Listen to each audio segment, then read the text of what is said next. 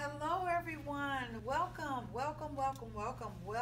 to our virtual Bible study. Independent Adult Daycare is on the move as we are transitioning to virtual adult day services. And so, one of the things that we have now began is the Adult Day virtual Bible study. And I am so excited and so proud to present one of our very own guests. He's no longer a guest here now, but he is still alive and he is doing well. And he was a guest here a while back, and as life would happen, he has transitioned into long-term care. But he's doing so wonderful, and he wrote a book, and it's called "Do Not Worry, Do Not Be Anxious, and Do Not Be Afraid." And it is the perfect book for these times. And we're living in such times of fear and worry that I pulled this book out, and I thought this would be a great time to share some of these readings. This is a scriptural based book, and it deals with a lot of fear and anxiety and anxiousness.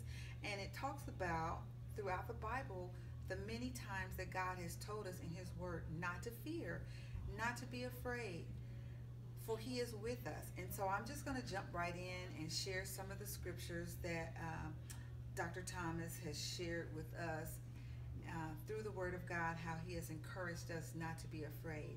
So this one particular reading comes out of 1 Samuel chapter 12, verses 18 through 25.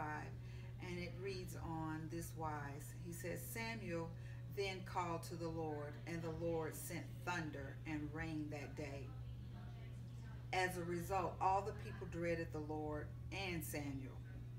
Then they said to Samuel, pray to the Lord your God for us, your servants, that we may not die for having added to all our other sins the evil of asking for a king. Do not fear, Samuel answered them, for it is true you have committed all this evil. Still, you must not turn from the Lord, but you must worship Him with your whole heart. Do not turn to meaningless idols, which you can neither profit nor be saved from. They are nothing. For the sake of your own great name, the Lord will not abandon His people. Since the Lord Himself chose to make you His people. As for me, far be it from me to sin against the Lord by ceasing to pray for you and to teach you the good and right way.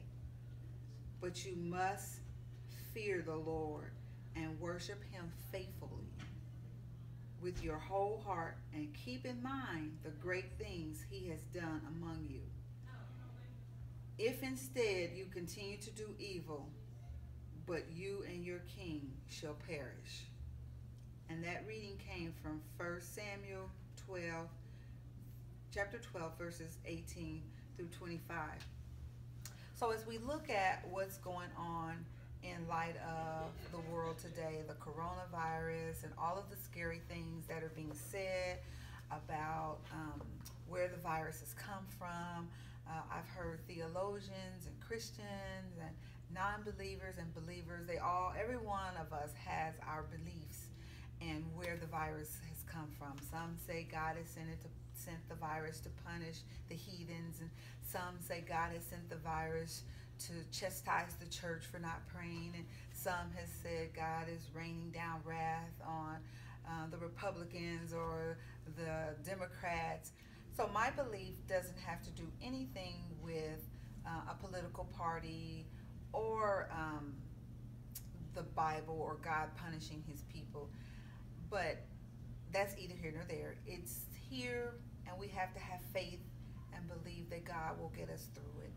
And I am interested, and I would want to know how you feel. How are you holding up? What is your faith doing for you? How is your faith strengthening you and encouraging you to be strong in this time of fear?